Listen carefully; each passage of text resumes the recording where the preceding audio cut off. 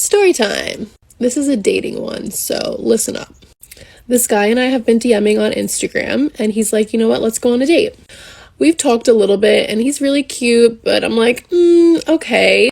I noticed that he has a daughter, and I'm like, never dated anybody with a kid before, but okay. Logically, we know that if he's there, there must be the mother of the child somewhere, right? But from his IG, it doesn't look like they're together. That's not where the story's going. He picks me up in his car, and I'm like, okay, he's kind of nice, whatever. Then he gets a phone call. Ring, ring. Guess who it is on the phone? The mother of his child. It took all of 2 seconds for this man to start yelling at this woman and cursing at her. If you know me, you know that I'm the biggest feminist and I'm always team baby mother. So no, don't yell at my sis on the phone. I don't care what it is. I honestly should have said, you can pull over here. I'm gonna go home now. I honestly should have had him just drop me home right then and there, but for whatever reason, I was like, let me actually give this a chance, which I know on my part, looking back at it, is so stupid. Red flag number 1, I should have been out of there. But for whatever reason, I continue on with the date, and honestly, he's really not winning me over on our ride to the movie theater. I'm kind of like, you know, when you're like hanging out with someone and you can already tell, yeah, I'm never chilling with this person again. Never gonna happen. I was already feeling those vibes. We get to the movie theater. It's this random movie theater that is dirty, disgusting, and deserted. So I'm like, oh, he took me here because he doesn't want to see me with anybody else. Bet. So all throughout the movie, he's trying to kiss me, hold my hand, put his hand on my thigh. I'm like, no, stop, chill. I literally had to be like, dude, you're doing too much. Chill. I said no. He tried to kiss me, dodged it, ended up taking me home, didn't even wait for me to get inside. This is the story of the time I did makeup on a model, and she was one of the worst clients I ever had. Before I get into the story time, I just want to introduce y'all to my friend Hallie. I'm going to be doing makeup on her face today instead of mine, and we're going to be doing a purple e-girl inspired look. Okay, now let's get back to the story. This model was actually a close friend of mine a couple of years ago, and she had reached out to me as a local makeup artist to have me do her makeup for a special event. The model in question here was one of those girls who didn't really wear any makeup unless it was for a photo shoot or a very special occasion. That being said, she was used to having her makeup done pretty often. She had modeled in multiple magazines and has since then appeared in multiple online and in-store ad campaigns for several big-name brands. When she arrived for her appointment, she had already explained to me that she wanted to look pretty, but kind of like she wasn't wearing makeup at all. Believe it or not, doing a no makeup look was actually a pretty frequent request among my clients. Also, I want you to keep in mind that I had never done this girl's makeup before, and I just kind of assumed that she would be totally used to the entire process since she had gotten her makeup done so many times for photo shoots. A couple minutes before her appointment time, she had texted me to let me know that she would be just a couple minutes late.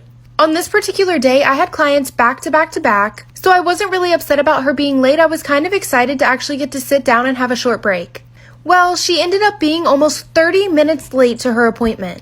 As soon as she did arrive, she asked me if I had anything to drink or anything to snack on because she was so hungry and parched. I went into my kitchen and grabbed her a bottle of water and some fruit, and when I came back, she was completely glued to her phone. Usually, I would advise my clients to keep their chins and nose pointed up towards the ceiling just to make it easier for me to get to their face. But no matter how many times I asked her to please lift her face, she was just completely glued to her phone.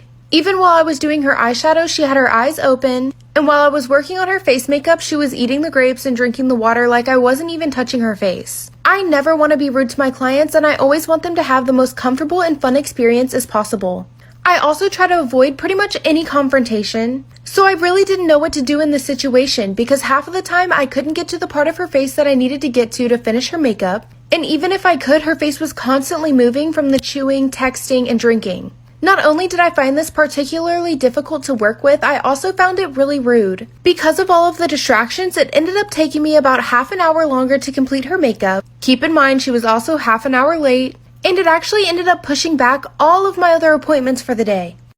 At the end of the day, she absolutely loved her makeup and she gave me a tip.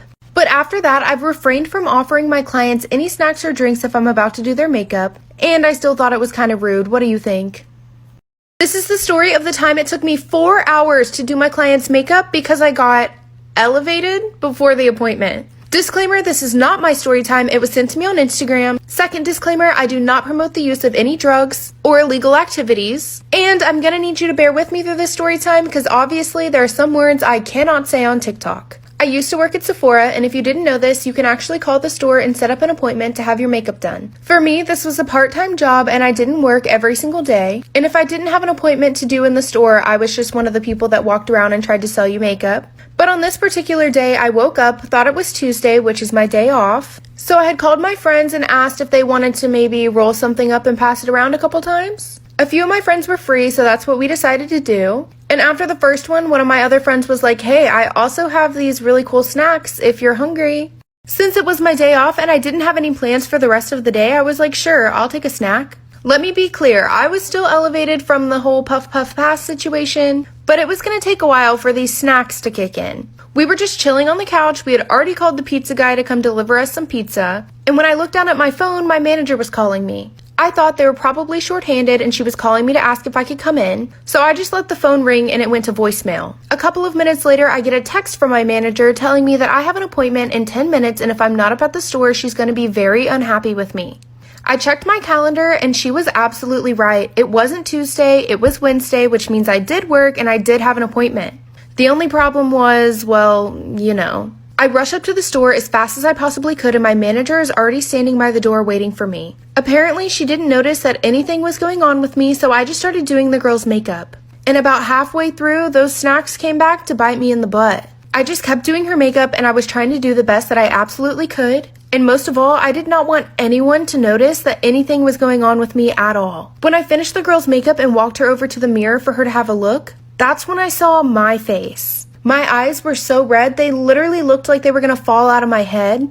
And then I checked my watch. I had been doing this girl's makeup for 4 hours. And just when I thought I had gotten away with it, my manager walked up and told me the reason this appointment was so important was because that woman was actually her mom. I don't even know if I need to say this part or not, but yes, obviously I got fired. I boiled my grandmother alive. Story time. Growing up, my grandmother would never let us have sweets. No cakes, no cookies, no candy, nothing. She would be like, I don't want you getting fat and I don't want you having rotten teeth, so you're not allowed to have that. And to make things worse, her kitchen would constantly be full of snacks and she would always be eating them in front of us. So one day, while she was watching us, I noticed that she had chocolate muffins. So of course, I asked her if I could have one and she said no. And then proceeded to pick one up and eat it herself in front of me. Like, damn, that's cold. So when she wasn't looking, I snuck a muffin, and it was really good. Until I got caught and she popped me in the hands. So obviously I get upset because I thought she was being ridiculous. So I plotted my revenge. I waited for her to get into the shower, and then I snuck into the bathroom. Creeped over to the toilet, and then I flushed it, causing her shower to become extremely hot and then boiling her alive.